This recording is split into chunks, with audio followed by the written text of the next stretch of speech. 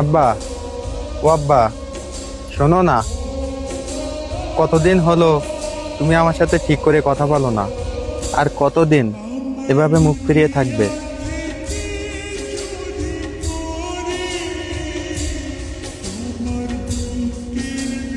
আমি জানি আমি ভুল করেছি। সেদিন ওভাবে চিৎকার করে তোমার জমানো টাকা দিয়ে জোর করে বাইক কিনে নেওয়াটা আমার একদম উচিত হয়নি। আমি আসলে বুঝতে পারিনি বাবা, ওই টাকাটা তোমার কত কষ্টের ছিল।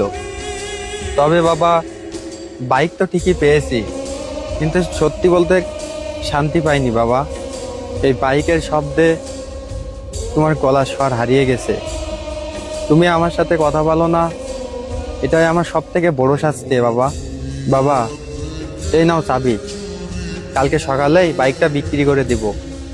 আমি তোমার সব টাকা ফেরত দিয়ে দিব বাবা। তবুও তুমি আমার সাথে কথা বলো। তোমার কষ্টের উপর দাঁড়িয়ে আমার বিলাসিতার দরকার নেই বাবা। তুমি শুধু আগের মতো একটু কথা বলো আমার সাথে, একটু বকা দাও, তাও ভালো।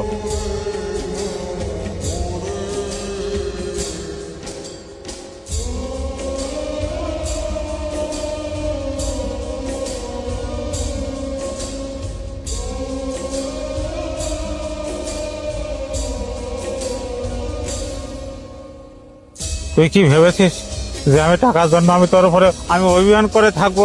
তাহলে তুমি আমার সাথে কেন কথা বলো না?